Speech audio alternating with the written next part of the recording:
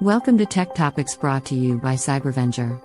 We help keep small businesses stay protected and compliant with cutting-edge cybersecurity and IT solutions.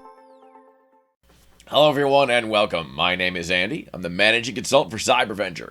Today we're doing another deep dive into the 110 controls of the NIST 800-171.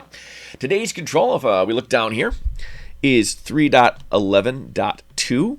And this is, again, in the family of risk assessments, risk assessment. Yes, risk assessment. Scan for vulnerabilities in organizational systems and applications periodically, and when new vulnerabilities affecting those systems and applications are identified. So the detail of this, if you look at the next cell here, is quite long-winded. So I'm going to summarize it. The NIST standard framework is something that's generic, and they try very hard not to name vendors and tell you exactly what to do. They're trying to give you loose parameters. It's a law, it's a regulation, it's a framework, so it shouldn't be super specific. Here in this video, though, I'm going to be specific to help you out, to give you a general direction. Vulnerabilities. These are built-in weaknesses to all your systems. Microsoft releases an operating system or an Office application, and after it leaves the shop and hits the floor and is sold, they go, oh, oops, that's a problem. A hacker can take advantage of this particular flaw. And then they come up with a fix and they patch it. This is patching, right? There are other vulnerabilities as well. They're not just about adding patches. Things like the TLS version running on your system.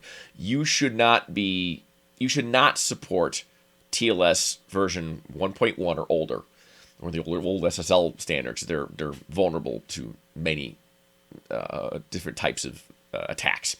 So how do you know that you have this kind of vulnerability? Well, there are what's called vulnerability scanners, and that's what they're talking about here, is that you need to run these on a regular basis.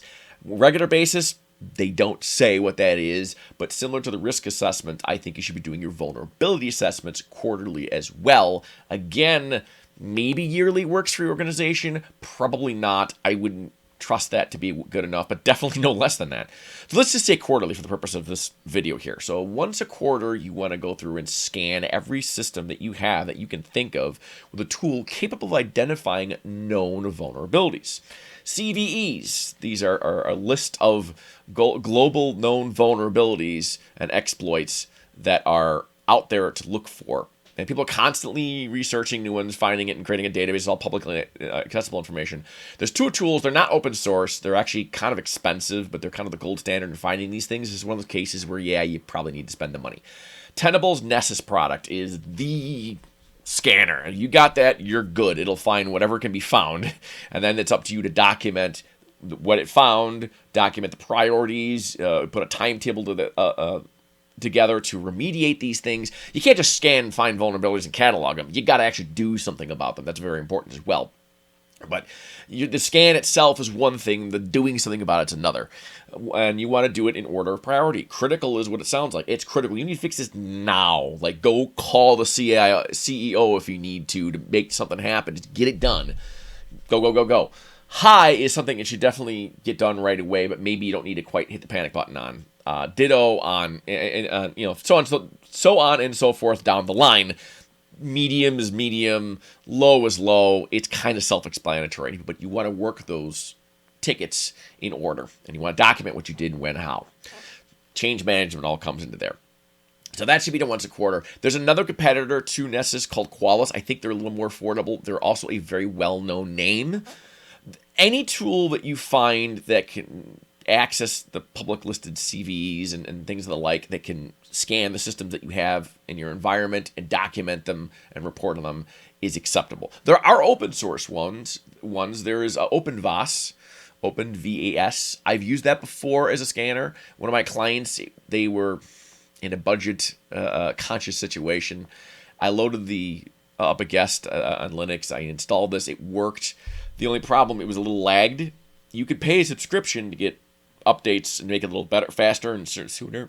And you know, if you were going to do that, I would say pay at least something. Don't go the free route. That's not a place to cut corners. There's sometimes when you can cut corners and save yourself some money. This is not one of them. This and backups, never cheap out on your backups. Anyway, I digress. Back to control 3.11.2. As long as you're performing a vulnerability scan with a known industry recognized vulnerability scanner that can do this kind of thing, and that you're documenting what you found, when you found them, and you have a plan for what you're going to do about them, then you are complying with this particular control. So that's all there is to that one, really. And I will see you all in the next. Thanks for watching.